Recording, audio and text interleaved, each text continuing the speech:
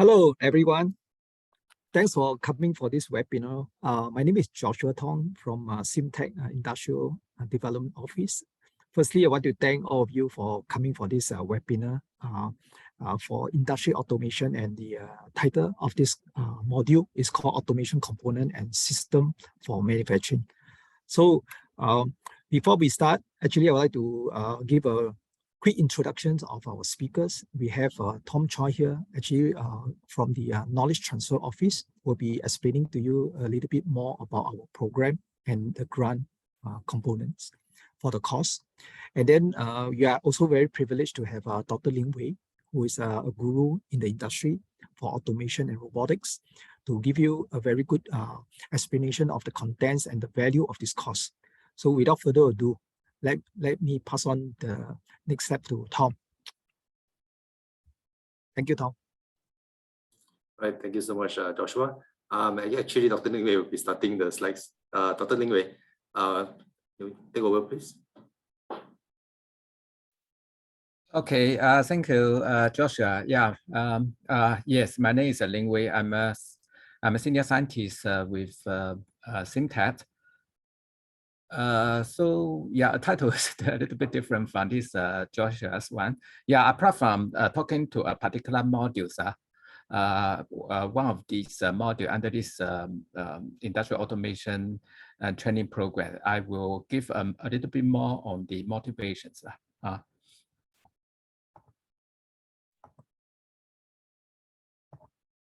Okay, you can see my slides. Okay, right? So this is basically a motivation slide. I think I understand a lot of you heard about this industrial transformation map, right?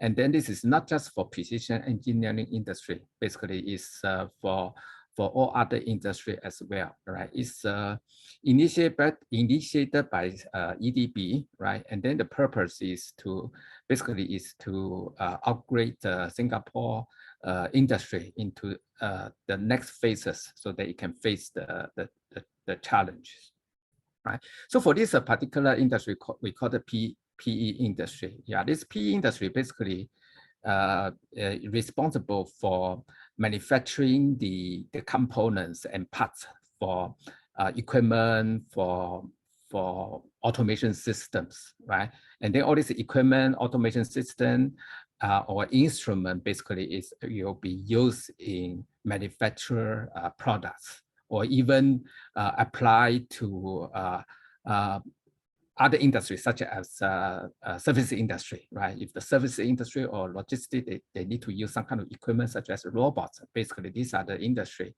these are the product manufacturing in the PE industry. So basically, just a little bit of this industrial transformation maps on the PE industry. Yeah, the government have some targets. Of course, these targets has been set up quite a few years ago. I think the key point is that they have identified the key growth sectors, right? Sectors such as the IoT, right? Such as a 3D additive manufacturing, such as robotics or automation, right? I think even for the current situation, you have this kind of geographical kind of situations, right? And then you have the pandemic kind of situation. I think all these target kind of growth sectors still valid, right? And then apart from the advanced manufacturing, right? Basically, as I mentioned, it's not just those three focus industry, but all the industry, those that's quite important to Singapore, right? And then the third point is the talents. So talking about the talents, I just quote this information from this Accenture Consulting. They put it as in 2018. So they identify what is the needs, right? What's the skills needs in in Singapore across all levels, right? From the operators to the plant managers. So what kind of area what kind of area they think that they need, right, to upgrade, or there's a gaps there. You can see that among all these for example, analysis of data, right? Human-machine interaction, IoT structure. I think automation is one of them, right? Across all levels of this personnel. And then there's another dimension is this what we call the Singapore Smart Industrial Readiness Index. So again, this is a kind of initiative by EDB. It works with the, some of these private sectors, right? And then to develop this this kind of index, because this is really measures, because our target site, the Singapore target site, is want to introduce the advanced manufacturing, especially we are talking about the industrial 4.0, right? The industrial 4.0, basically the terms used by a lot of people. So it would be good that if you can come up with something that can measure, right? The measure how far a company, not just for manufacturing company, but all kinds of company, like they are, right? In terms of reaching this industrial 4.0. So they have different kinds of definitions, right? Across the three components, right? The process, technology, and organizations. So these are the three components. Actually, it's applied to all kinds of organizations. Right. So under each of these components, and then they have different kind of focuses, right? For example, under technology, right? You have automation, you have connectivities, and then you have the intelligence, right? So these are the under the technology. And then under each of these focus, they have different kind of dimensions, right? For example, they cover the shop floor levels, enterprise level, and facility levels. So I just take this example for example, under this automation, right, talking about the facilities, and then how actually grade them, right? How do they rank them in terms of their kind of level of automation, you can say that, right? And then on the right-hand side, basically, they say that there's a 5 level, right? From the very beginning, you don't have much automation, right? You clearly use the manual, and then slowly advance that you introduce certain level of automations, right? And then to the highest level, you have the flexible kind of automation. So on the left-hand side, I just mark those words that is related to flexible automation. Basically, if you have that kind of automation, that it will allow you to basically use the same kind of automation automation system, right, to deal with a range of products. So if the products or if your targeted kind of product changes, the idea is that you don't need to, right, maybe change another set of automation system, right? You'll be able to just reprogram it or reconfigure the system. So this is what it means by flexible automation systems. So here this slide just a little bit more elaborate. We are talking about flexibilities. Actually, I just use the manufacturing, specifically discrete manufacturing as an example, right? For this discrete manufacturing, basically you have the key tasks, right, in terms of processes, right, assembly, material handling, inspection, and then basically manufacturing is about the raw material go in, right, the finished products come out, right, and then based on these 4 key kind of tasks, and then of course you have a control, right. The control, of course, have different kinds of levels. So for all these kind of processes, assembly, material handling, and inspections, I think the key things is one of the important things that's common. Yeah, okay, here is a little bit more, right? In terms of processes, you have the machining, right? Forming, inspection, basically, right? And then assembly, right? I think for all this, there's one particular task that's quite common is the loading and unloading. Right, and then this photo, it just shows that it can include the sortings, right, and then it can include a precision placement of your components. So for this, so this slide basically is another elaborations on what kinds of automation, what type of automation, that's how do we define, right? In terms of fixed automation, soft automation, and flexible automation. Basically, we can group into these three areas, right? Fixed automation basically is a kind of mass production, right? If you are talking about like bottling, bottling process, right? All the bottles are the same. Basically, you can use fixed automations, right? So soft automation, basically, you are talking about automation system that you are able to program it, right? Then you can do certain different kind of path or different kind of processes. It's called soft automation. And then flexible automation, this is a kind of automation system. That means that if there's any change of your product, right, the change over time, the setup time is minimal, right? Sometimes you don't need to spend time on doing the setup. So that's the flexible automation. Now, so come back to this pick and place.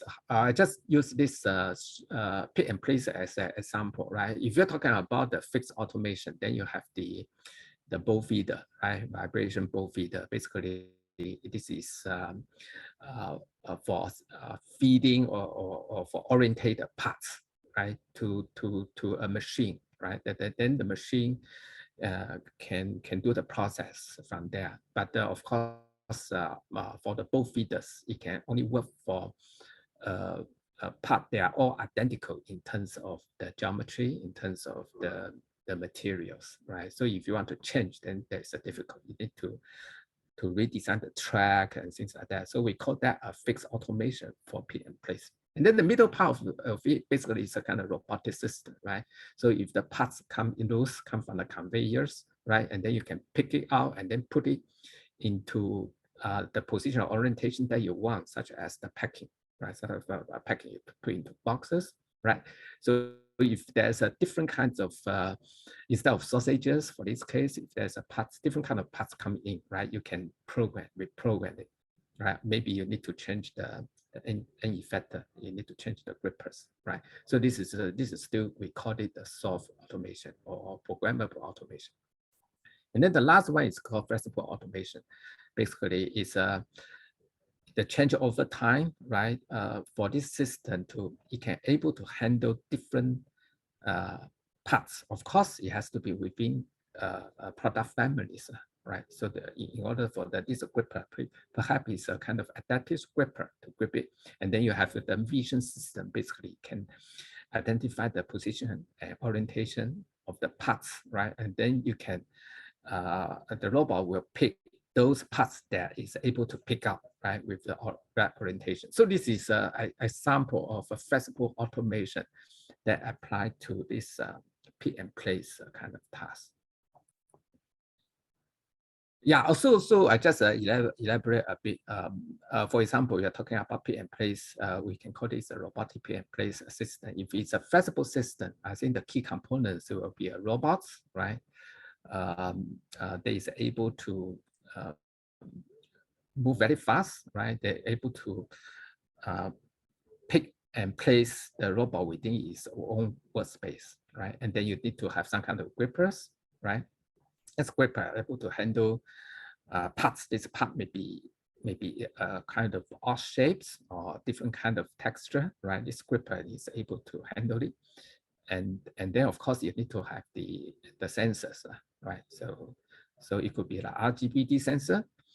And then all in all, like how do we make it flexible is that we need to really, right, allow the robot to know like where to pick the part, how to recognize the parts, right? And then maybe what are the points on the parts that the robot need to grip, right?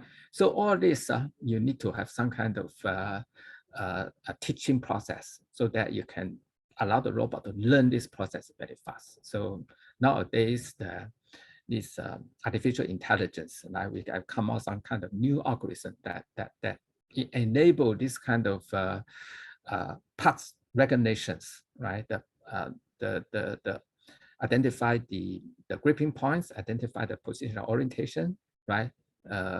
This kind of learning is much faster than just probably 10 years ago, right? Maybe at that time, we purely used those image processing methods, right? Segmentations, classifications, that kind of methods. So these are the, what I'm saying, these are the key, so-called key enabling technology to allow a flexible robotics pick and place system. So here it just have a demos, right?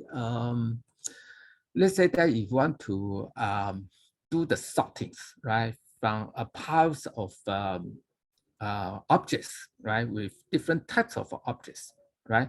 So if you just by traditional kind of image processing method, the teaching will be very, very difficult, right? It will take a long time. So if we introduce some kind of AI kind of methods, right? So we can learn this kind of parts, and then the robot will be able to recognize the parts and then grade the parts at the right points.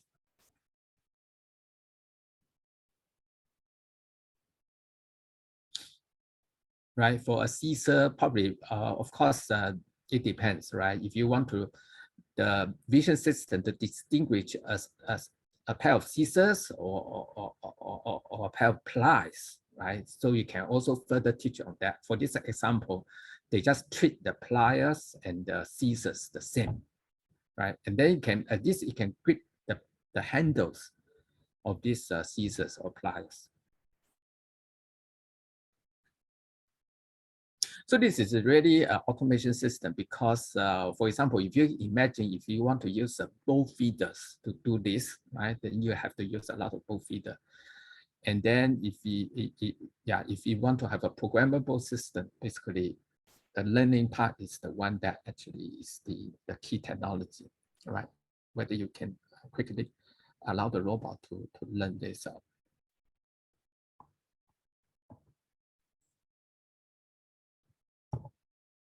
Okay, so that's the pick and place kind of robot. So, for example, in this, as this is the key so-called the task in many kind of process, right? So we put this kind of particular task under one of our training modules, right? So these are the basically 5 training modules, particularly under the automations and robotics. So, so the first 4, robotics for manufacturing automation, automation component, control, and design and simulation. Basically, this is for introduce the latest technology, right? And then also cover the fundamentals of develop this kind of technology, right? And then we also use a lot of those case study, particularly those study that technology that we developed from Syntax. So this is the first 4 is more on the technical side, and then the bottom one is called the understanding automation assessment adoption. Basically, this is a training modules, right, to introduce a methods. How do we identify the critical process in a company that give the productivity issues, right? So how do we address this kind of issues, right? Use automation. But of course, when you identify a key issues, right? A key hotspot, like what kind of automation, right, is suitable for it. So you need to determine. So this this automation assessment module basically is cover that part. Yeah, so in these few slides, basically, I just introduce each of these modules. For example, in terms of applied robotics. So this is module is more on how to apply the manipulation. Basically, you want to do some kind of manipulation processes, right? or use the manipulators in particular, right? Whether you want to do some kind of precision kind of process, such as weldings, right? And then such as polishing, right? You need really what kind of so-called suitable kind of manipulator is suitable, and then also how do you do the programming, right? How do you do the programming so that the robot knows the intents of the operators? So these are the things that it will cover in these modules. So just like all the other modules, right? We are not just covering the fundamentals, right? But actually, we also use the projects. Basically, this is a kind of very practical kind of project, right? To be able to allow the participants, right, to apply those so-called the methods, right? And then in the actual situations. And then this module 2 on this industrial automation course is the automation components. Really, this module is focused on pick and place I just mentioned, right? The key technology such as the grippers, the key technology such as the sensing, the key technology such as the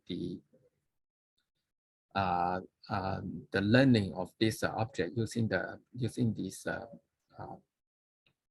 AI, right? Some kind of algorithm. So we will cover in these modules, and then we also have projects, right?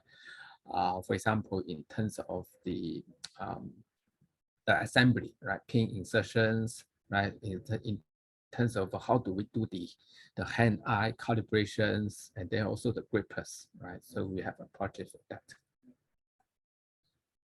Yeah, and then this is a module. Sorry, this is a module. Okay,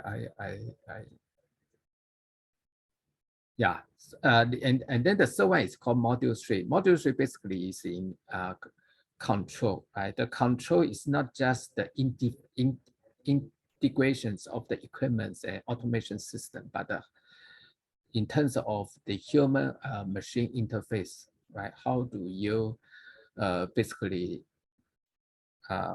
the human interact with these equipments? So you'll be covered in this module, and then also it will cover the general kind of architecture, control architecture design, right? Involve different kind of equipment, different kind of devices. And then module 4 is on the automation design simulations, right? So if you have, if someone want to develop a suitable kind of automation system, what is the tool allow you to quickly, right, make sure that the automation is as close to the final system, right, using simulations. So this course will introduce all that, not just for particular process like assembly, but if you're talking about involve different kind of process on the line levels, right? So what kind of tool, right, is available for us to develop that.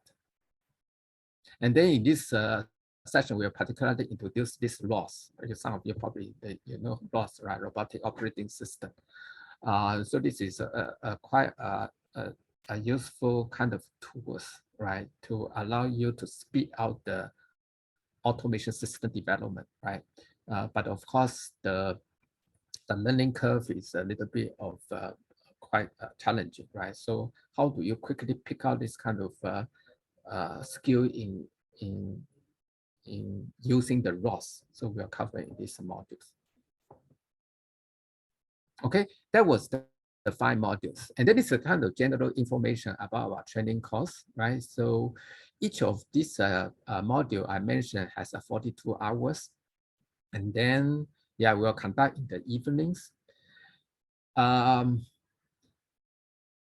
Yeah, each of this session is 3 hours, right?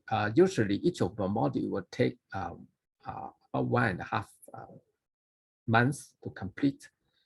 And then, yeah, and then I also need to mention that all our modules, all the modules that I mentioned are graduate diploma level as defined by the SkillsFuture Singapore, right? So the accreditation is graduate diploma levels. So for this, if you can take the 5 modules, actually I'll just introduce 4 modules. The 5th module I didn't introduce, which is the planning and manage projects, right? Together the 4 modules I just present. If you can so-called complete these 5 modules, like pass the assessment, then you will get a graduate diploma, which is shown here. And then because this is a graduate diploma, our entry level is whether it's a degree holder or polytechnic graduates. But of course, if the participant doesn't have that kind of diploma or degree levels, they can base on their work experience. So this is a case by case. Okay, this slide just shows the course fees, right? Each module is 4,000, but since this is accredited by the SSG, so it will be heavily subsidized by the SSG, right? And of course, probably it will cover this Singapore citizen, and then and then also this HTVP plus holders. And then also depends on whether you're sent by a company, right? If it's an SME, they subsidize a little bit more, right? Up to 90%, basically. Yeah, so this is the final slide. This is our schedule. The next module we're going to start is module 2, automation component and system. As the one that I mentioned, this module is basically covered the robotics pick and place kind of system. We will start on the 1st of August next month, right? Yeah, and then another thing is that the participant want to like get all these 5 modules. They don't need to like start from module 1. They can enter from any of these modules, enter the program from any of these modules. Yes, so that's all I would like to present, right? And then here is a QR code. So if you can, you want to know more information, right? Get the detail of the module I just present, or you want to get the brochure, you can just scan it and then go to our website and then get it. And of course, you can always contact us. Thank you. All right, thank you so much, Dr. Ling Wei, for your sharing. Actually, right now, we'd like to proceed to the Q&A section. My name is Tom. I'm actually from the Knowledge Transfer Office. I'm here to facilitate the Q&A sessions. So basically, there are 2 ways that you can ask questions. If you wish to ask questions, you can use the raise hand function, and then we unmute you, and you can ask Dr. Ling Wei the questions that you may have, or you can use the Q&A box at the bottom, click on it, type in any questions there, and we will address any questions you may have.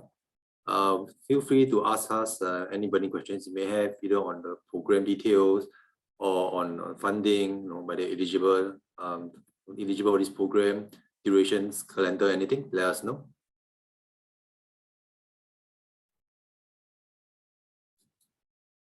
Yep. So as of now, there are no open questions. So feel free to ask questions and we'll be happy to answer them.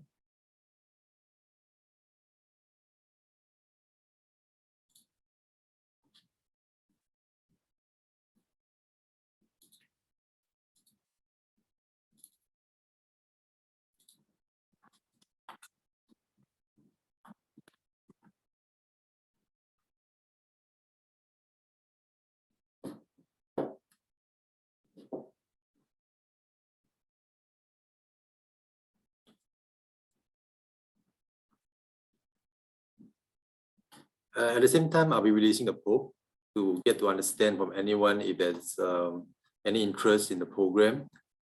Please answer our poll.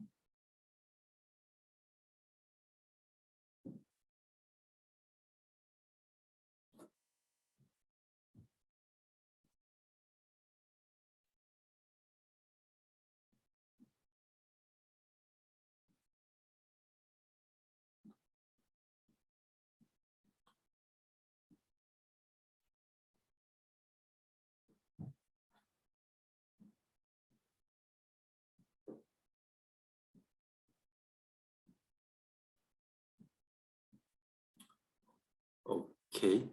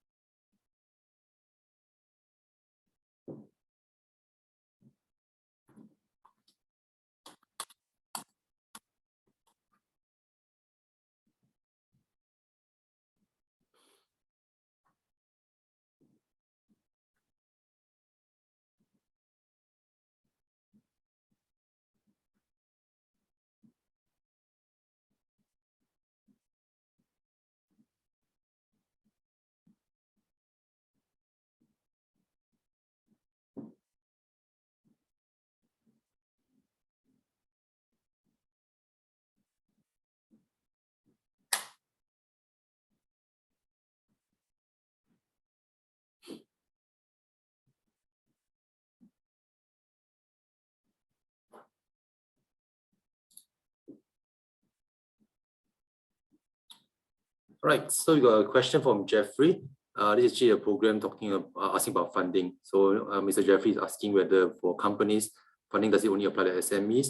Well, the answer is no. The funding apply to all companies, whether it's SME, MNs or MNCs. The only difference is the quota of the funding. So if you're SME, you enjoy 90% funding. If you're not an SME, you enjoy less than 90%. And of course, the participants that you're sending from the company, it has to be Singaporeans. Tom is Singaporean and Singapore PR. Yeah, correct.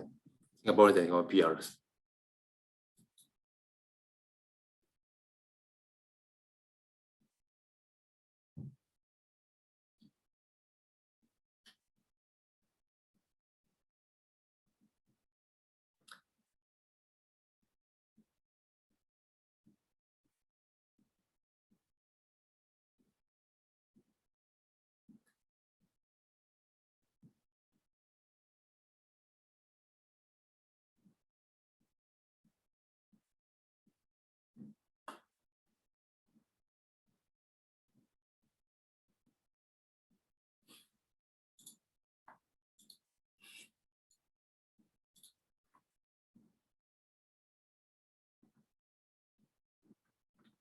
Right, so any more questions, feel free to ask in the Q&A box.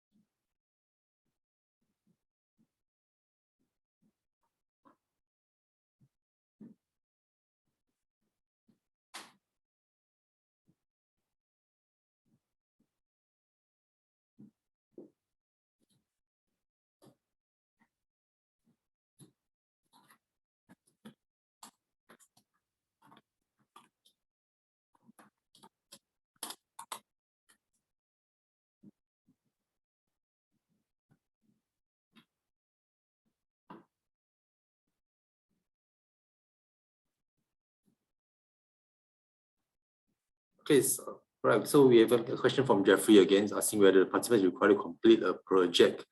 This program, you are actually required to complete an assessment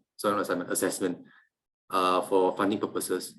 So once you, one part requirement of the program is that you must complete the assessment, and you receive your SOA or statement of attainment. All right. So basically, there will be 14 sessions. The last session is the assessment session. So the student will be given in advance, right, the sort of the homework to be done. So during the assessment is the interactive kind of question answer, and then the student will be judged according to the competency. So the certificate of attainment, right, will be issued upon the criteria of passing that particular assessment. At the same time, in order to qualify for the course, right, the attendance of above 75% need to be fulfilled. I hope I answer your question.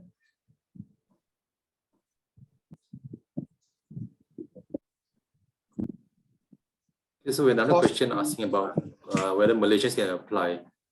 Yes, Malaysians can apply for the program, but you may not enjoy the funding unless you are a Singapore PR. We do still encourage Malaysian, if they are working in Singapore, they still wanted to upgrade themselves to join. Just that the subsidy is not applicable. So the course fee, I think, was also asked by one of the participants. The course fee is $3,000 for the complete course, and dependent on the subsidy level. So if it's from a small medium enterprise SME, potentially can get up to 90% support. For MNC, 70% support. And then for private candidates who are Singaporean or Singapore PR, right, they can also apply. And then at least up to 70% is supported. Singaporean above 40 years old also can get better subsidy. So we have the information at our website you can refer to. But if you wanted to know in more detail, please feel free to drop an email to Joshua, myself, or Dr. Ling Wei. We will respond to your email, or we will give a call to answer to whatever question that you may have. Yeah, thank you.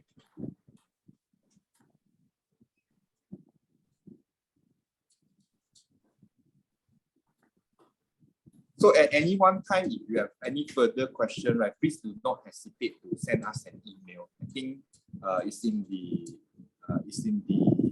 deck of slide where Joshua as well as Dr. Ling email contact are being and telephone contact are being placed down there.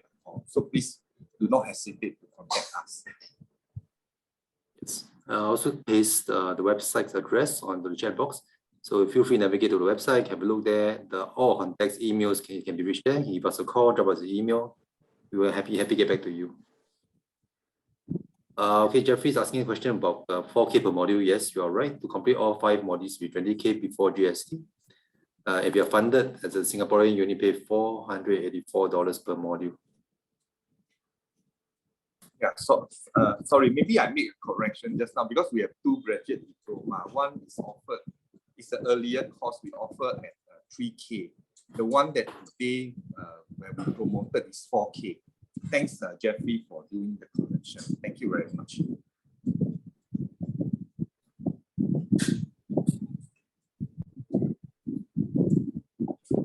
Okay, well, let's give everyone about another 2 to 3 minutes. If you have any questions, do feel free to ask. I'll be happy to answer your questions.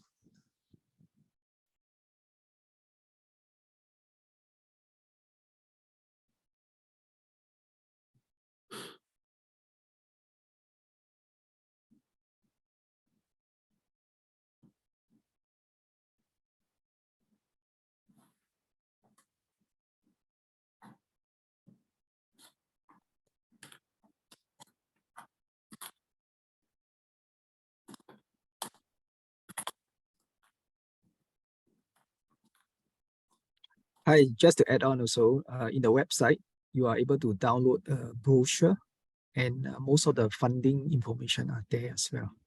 Yes.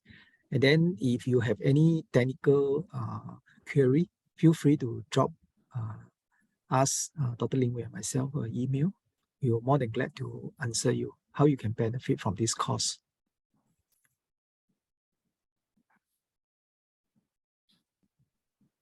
Our course will be starting in 2 weeks' time. So if you have the interest to register, please go to our website to register, put your interest there. So our admin staff will contact you to follow up accordingly. Yeah, thank you very much. All right, thank you, everyone. Appreciate everyone's taking time on this Friday afternoon to join us for this webinar. I believe there will be no more further questions. And with that, I'd like to thank Dr. Ling Wei, Dr. Cheetah, and Joshua for presenting this webinar today. And I wish everyone a very good day. And I'd like to close the webinar. Thank you. Thank you so have a much, good day. Have a great weekend. Have a good day. Bye. Bye. Bye.